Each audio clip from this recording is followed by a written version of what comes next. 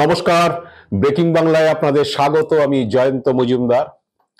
মুখ্যমন্ত্রী মমতা বন্দ্যোপাধ্যায় খুব ভালো জানেন যে আগামী বছর 2026-এর এপ্রিল মাস পর্যন্ত, মানে ভোট শুরু হওয়ার, বিধানসভা ভোট শুরু হওয়ার আগে পর্যন্ত আমাদের রাজ্যে বিজেপি নেতারা বা কেন্দ্রীয় নেতৃত্ব বিজেপি তারা যে তাসটা খেলবেন সেটা হচ্ছে হিন্দুত্বের তাস।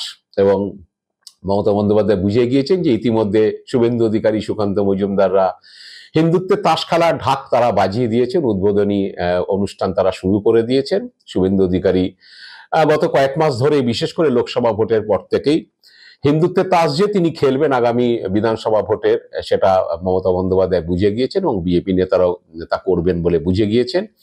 কারণ বিজেপি এখন আর উন্নয়ন এসব নিয়ে ইস্যুতে লড়াই করতে চায় না।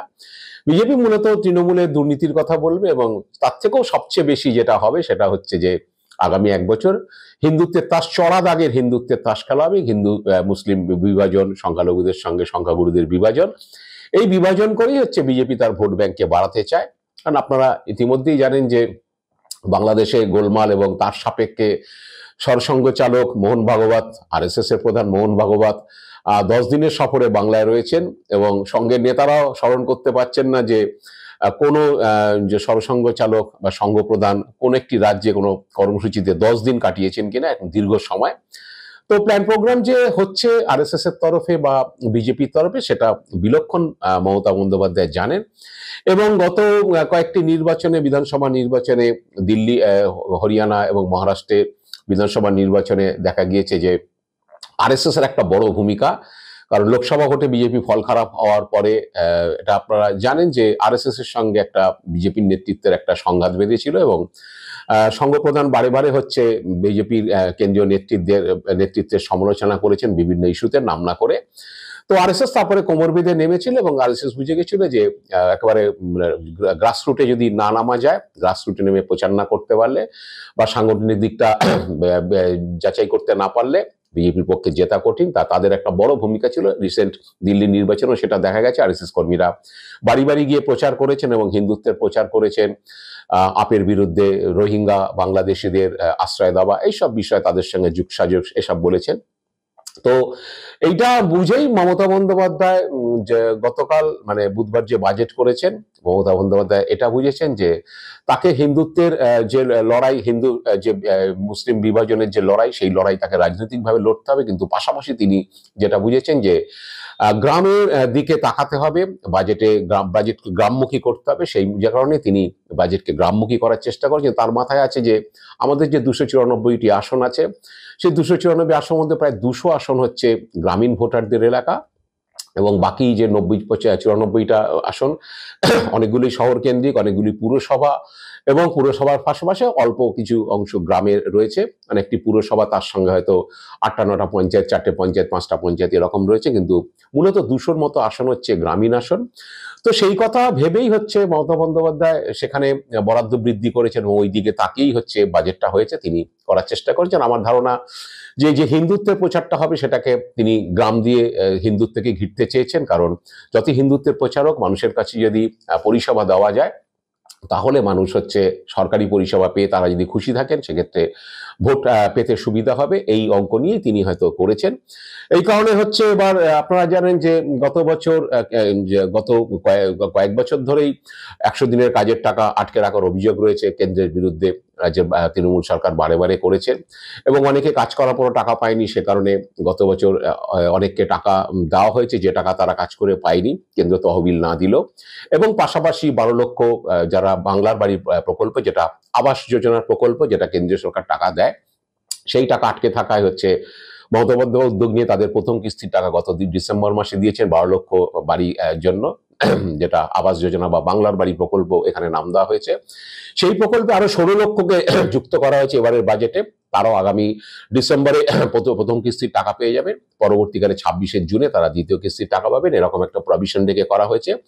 এবং পঞ্চায়েত ও গ্রামোন্নয়ন দপ্তরে বরাদ্দ 29,500 কোটি টাকা থেকে বাড়িয়ে 44,000 কোটি টাকা করা হয়েছে। পঞ্চায়েতের কাজ আরো তারা বাড়াতে চান এবং নারী ও শিশু কল্যাণ দপ্তরের বাজেটও 26,000 কোটি টাকা থেকে বাড়িয়ে 38,000 কোটি টাকা করা হয়েছে। এবং জনস্বাস্থ্য কারিগরি দপ্তরের বাজেটও বরাদ্দ হয়েছে, বৃদ্ধি হয়েছে 4,500 কোটি টাকা থেকে 11,000 কোটি টাকা, যেগুলো মূলত গ্রামে কাজ করবে, গ্রামকে কেন্দ্র করে হচ্ছে রাখা এই বরাদ্দটা, যাতে গ্রামীণ মানুষের কিছু সংস্থান হয়, তাদের কিছু কর্মসংস্থান হয়, তারা কিছু অর্থ পেতে পারেন এবং তাদের কিছু গ্রামীণ ডেভেলপমেন্টের জন্য রাখা। এবং পাশাপাশি 70,000 আশাকর্মী এবং লক্ষাধিক যে কি বলে আইসিডিএস কর্মী, অঙ্গনওয়াড়ি কর্মীদের হচ্ছে স্মার্টফোন দেওয়ার জন্য বাজেটে প্রভিশন রাখা হয়েছে। একই সঙ্গে আপনারা জানেন যে ঘাটালে যে মাস্টার প্ল্যানের জন্য 500 কোটি টাকা বরাদ্দ হয়েছে, 3 বছর ধরে সেটা চলবে, অথবা সেটা 1,500 থেকে 2,000 কোটি টাকা খরচা হবে। প্রথম দফায় সেই টাকাটা বরাদ্দ হয়েছে। তো মূলত গ্রামীণ অর্থনীতিকে কিছুটা চাঙ্গা করা এবং গ্রামীণ লোকের হাতে কর্মসংস্থান বা গ্রামীণ লোকের হাতে টাকা পৌঁছে দেওয়া, এই লক্ষ্য নিয়েই বাজেটটা করা হয়েছে। এবং তিনি বিলকুল জানেন যে বিস্তর হচ্ছে হিন্দুত্বের প্রচার বিজেপি করবে।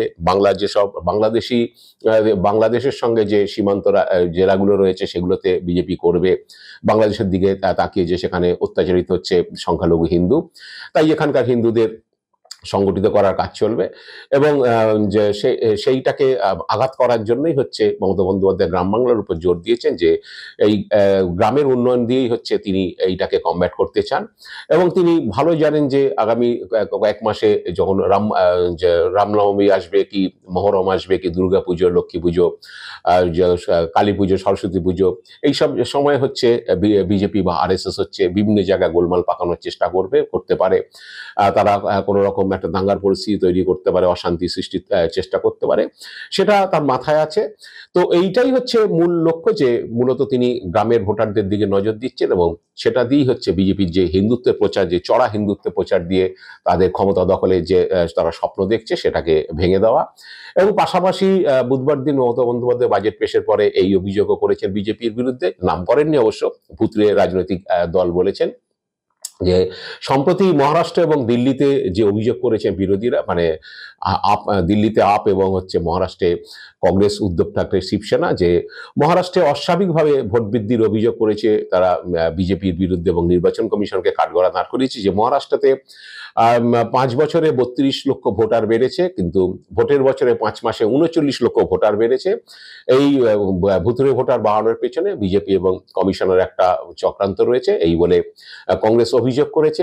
একইভাবে দিল্লিতে হচ্ছে এবছর 5 লক্ষ ভোটারের নাম্বার দেওয়া এবং 8 লক্ষ নতুন ভোটারের নাম তোলা, সেটা একটা কারসাজি হয়েছে বলে তারা অভিযোগ করেছে যে বিজেপি এরকম করেছে, বিভিন্ন জায়গা থেকে লোক এনে, আশপাশের রাজ্য থেকে লোক এনে সেখানে নাম তুলিয়েছে, অনলাইনে নাম তুলিয়েছে, অনলাইনে নাম্বার দিয়েছে এবং সেখানে তাদের সাহায্য করেছে নির্বাচন কমিশন।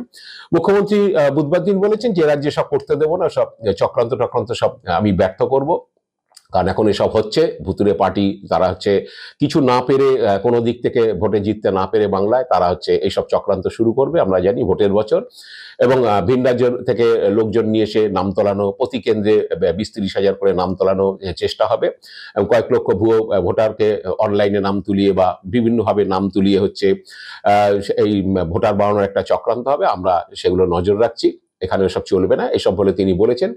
এখন দেখা যাক যে বিজেপির যেসব যে প্ল্যান এ, প্ল্যান বি এসব রয়েছে, হিন্দুত্ব নাম তোলানোর অভিযোগ তাদের বিরুদ্ধে যেসব রয়েছে, এবং হচ্ছে বাংলাকে বঞ্চনা করা, এসব যে পরিকল্পনাগুলো রয়েছে, তারপরে ভোটের সময় নিশ্চিতভাবেই হচ্ছে বিজেপি নেতারা একটা সংকল্পপত্র, মানে যেটা ইলেকশন ম্যানিফেস্টো, তা সেখানে একটা বিশাল করে একটা প্রতিশ্রুতির বন্যা তারা বইয়ে দেবেন এবং সোনার বাংলা করার জন্য এই আমরা করব ক্ষমতা আসলে, এটা বলবেন।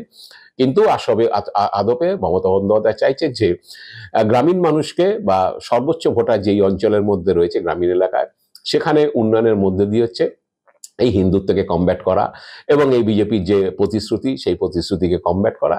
যদিও এবার বাজেটে মমতা বন্দ্যোপাধ্যায় লক্ষ্মীর ভাণ্ডারের প্রকল্পের টাকা আর নতুন করে বাড়াননি, তবে অনেকেরই ধারণা হচ্ছে বছরের শেষ দিকে গিয়ে এই বাজেটের অংশ থাকতে, কারণ সামনের বছর বাজেটে কোনো প্রকল্প বা কিছু ঘোষণা করা যাবে না, সেটা ভোট অন অ্যাকাউন্টস হবে, মানে এপ্রিল, মে, জুন 3 মাস সরকারের কাজকর্ম চালানোর জন্য, দৈনন্দিন কাজকর্ম চালানোর জন্য যে টাকার যে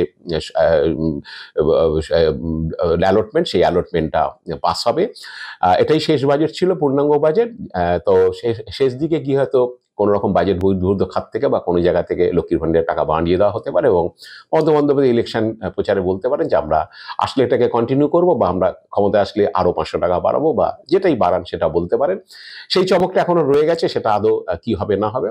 তো বিজেপিও চিন্তায় যে লক্ষ্মীর ভাণ্ডার নিয়ে শেষ পর্যন্ত মমতা বন্দ্যোপাধ্যায় কি স্ট্যান্ড দেন, সেটা নিয়ে তারাও একটা সাসপেন্সের মধ্যে রয়েছেন। এখন দেখা যাক যে বিজেপি যে অস্ত্র এবং মমতা বন্দ্যোপাধ্যায় কাউন্টার যে অস্ত্র প্রয়োগ করছেন বা করার চেষ্টা করছেন, তাতে কে সফল হয়, তার জন্য তো আমাদের সামনের বছর বিধানসভা ভোট পর্যন্ত অপেক্ষা করতে হচ্ছে। আজ এ পর্যন্ত। আপনারা ভালো থাকবেন, সুস্থ থাকবেন। নমস্কার।